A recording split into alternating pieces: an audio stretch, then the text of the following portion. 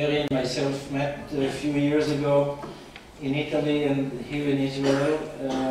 We liked each other's books and we liked each other. And I think we have few things in common, even though our style of writing is completely different. And we will try to talk. I mean, everybody, they promised you an intimate talk in front of a public. Well,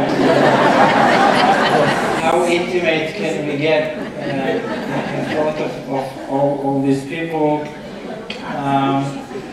Most of us, we still don't know. Somebody suggested maybe they will put the light a little down so we will get more intimate. I like full light. Anyway, when I asked Larry before this meeting, we emailed a little bit about what should we do.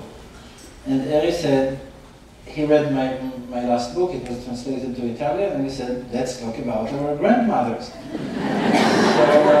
So I think maybe we will start with that. You know a little bit about my grandmother because you read my book, and he was kind enough to write an article about this book in the Italian press, and he wrote a beautiful sentence in this article saying that for 2-3 hours, the time it took him to read this rather small book, he said for 2-3 hours I was her grandchild too. If you knew her, I'm not so sure. I read one of our daily papers a recipe of eggplants with parmesan that you published a week ago in האחרון. Now this is a Napolitan dish, I believe. My grandmother, again, told me by phone. Because I was your grandmother is alive? No,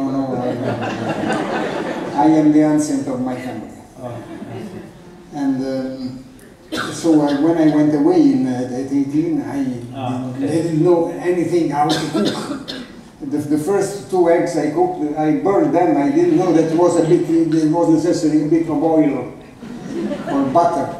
So I asked to my grandmother. I couldn't call to my parents because I have left them.